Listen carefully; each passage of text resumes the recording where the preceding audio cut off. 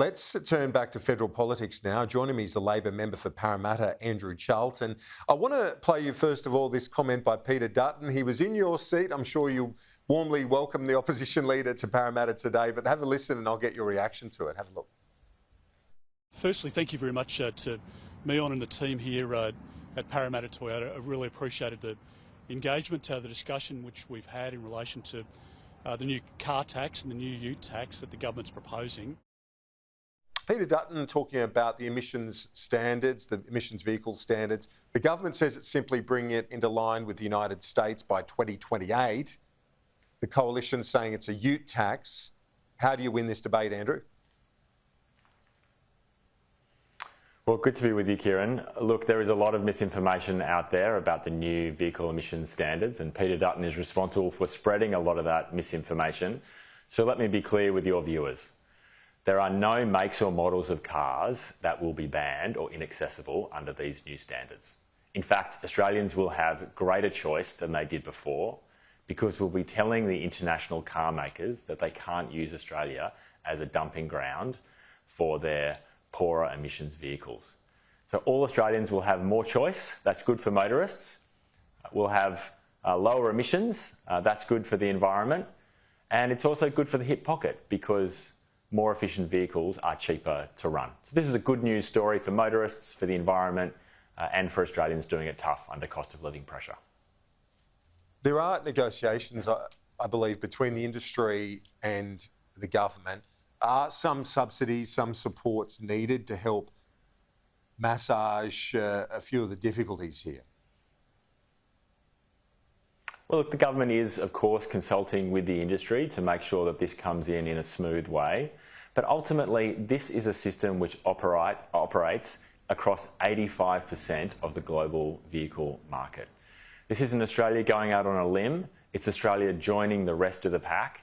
And those countries have those vehicle emission standards because they know that they are good for motorists, good for the environment, and good for the hip pocket. Let's look at a few other matters now, and the argument about the security vetting of asylum seekers, those fleeing the Palestinian territories. The government's saying the opposition's whipping up fear. Is an hour to process a protection visa too quick, though?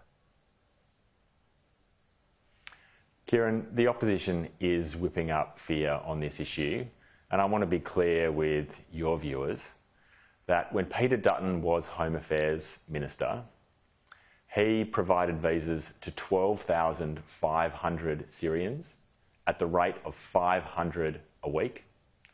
He provided visas to 5,000 people coming from Afghanistan. We have provided visas to a bit more than 300 people who are arriving from the conflict in the Middle East.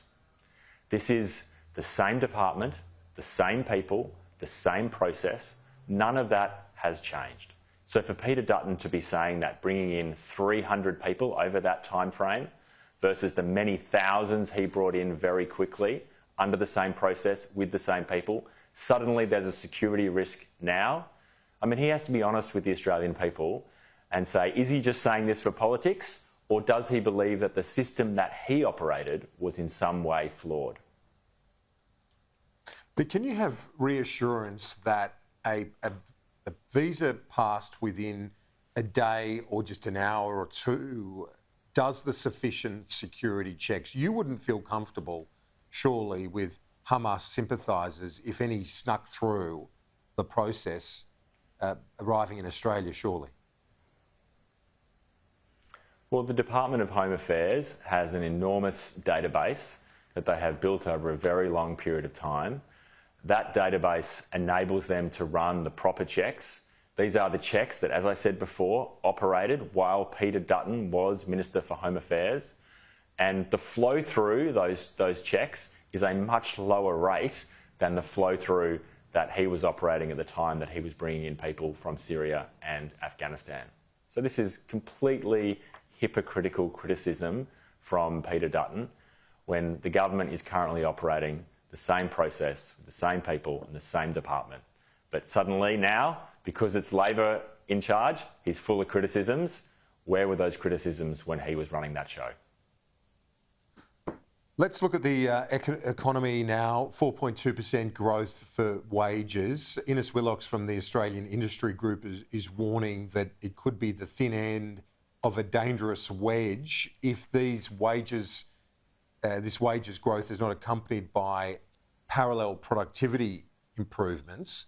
Do you have any concern that the wages increases might be unsustainable? Well, we have had a long period of negative real wages growth, Kieran. So it is good news for Australian workers that real wages growth is now positive. You're absolutely right. We need to make sure that productivity is also growing because ultimately productivity growth underpins sustained real wages growth. But the fact that we now have positive real wages growth is a validation that the government's economic plan is working. We inherited negative real wages growth from the Liberals when they were in government. We've now made it positive. We inherited rising inflation from the Liberals when they were in government. We now have inflation falling. We inherited a budget that was in the red under the Liberals. We now have the budget in the black. So this is another piece of evidence that the government's economic plan is working and it's building a stronger Australian economy. Do you think the RBA will be comfortable with that level of wages growth? Well, the government doesn't comment on decisions by the Independent Reserve Bank, but they take in a whole range of factors into their interest rate decisions. And a lot of the factors that they're looking at are heading in the right direction. We have inflation coming down very rapidly. We inherited inflation running on a quarterly basis at 1.8% per quarter. We now have it at 0.6% per quarter. So it's come down by 2/3. Obviously, that gives the RBA more room to move when they're making interest rate decisions. So the RBA will make those decisions as it sees appropriate, taking into account all the factors, but a lot of those factors are heading in the right direction and will be welcomed by the RBA in their deliberations. And let's just conclude where we kicked off with that issue and Peter Dutton making the point in a number of car yards around Australia is in Parramatta again today. I just want to finish off by asking you, why is the government pushing this line now? I noticed that Joe Biden's administration's winding his back, or at least slowing down the emission standards to drive more EV take-up. They're slowing it down. We're pushing ahead with it. Why don't we also have a second thought?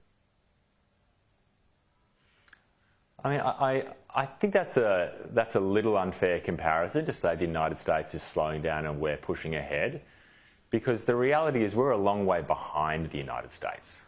They have had vehicle emission standards in place for a much longer period of time, and they have worked. And for that reason, emissions standards in the United States are stronger, and Australia is well behind. So this is about Australia catching up to the United States from a position well behind them, not about Australia heading off in front of the United States or any other country. So I think this is a very reasonable policy. It's a policy that in fact was proposed by the previous government. They just never went through and actually implemented it. It's a policy that will make sure that Australian motorists have greater choice and the international manufacturers can't use Australia as a dumping ground for their poor efficiency vehicles. Member for Parramatta, Andrew Charlton, appreciate it. We'll talk to you soon. Thanks, Kieran.